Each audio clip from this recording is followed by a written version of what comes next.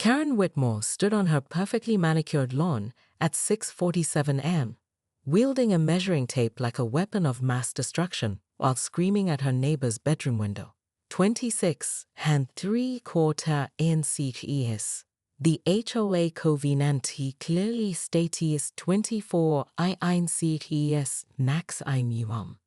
Her voice cracked on the last word, spittle flying from her lips as she jabbed the air with her free hand. The second shocking moment came when she actually climbed onto Dave Peterson's property, still in her hot pink bathrobe and fuzzy slippers, to measure his decorative garden fence herself. She'd been watching it for 3 weeks through her kitchen blinds, convinced it was too tall, too white, too something. The fence had become her white whale, and she was Captain Ahab in colors. The third moment of pure Karen chaos erupted when Dave finally opened his front door, coffee mug in hand, and calmly asked, "Ma'am, what are you doing on my property at dawn?" Karen's response was to wave the measuring tape overhead like a lasso and shriek, "I'm protecting property values. Your fancy is a menace to society." Karen had been the self-appointed enforcer of Meadowbrook Estates' HOA regulations for exactly 14 months, ever since her husband Gary suggested she find a hobby that gets you out of the house.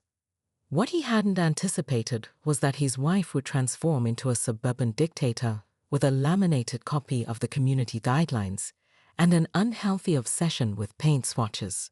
"Look, lady," Dave started, but Karen cut him off with the fury of 1,000 suns. "It's NRS. Gilly 8 IT more, and I am the Vice President of Architectural Compliance for this community." She straightened her shoulders, attempting dignity while still trespassing in sleepwear. "That fence exceeds regulation height by 2 3/4 inches, and I demand you remove it immediately." Dave rubbed his temples. "The fence was approved by the HOA board. I have the paperwork." "Impossible," Karen snapped, though a flicker of uncertainty crossed her face. She'd been so sure, so absolutely certain.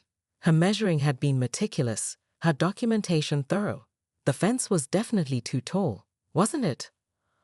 "I'll prove it," Dave said, disappearing inside. He returned with a manila folder, flipping through official-looking documents.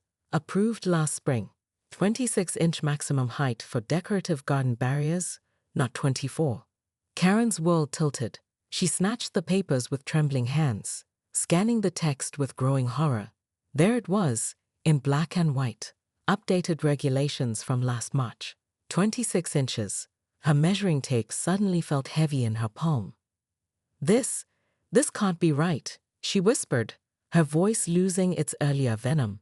"I've been enforcing the old regulations for months. I've sent 17 violation notices." Dave's expression shifted from annoyance to something approaching pity. "Maybe you should double-check with the HOA board before your next enforcement action."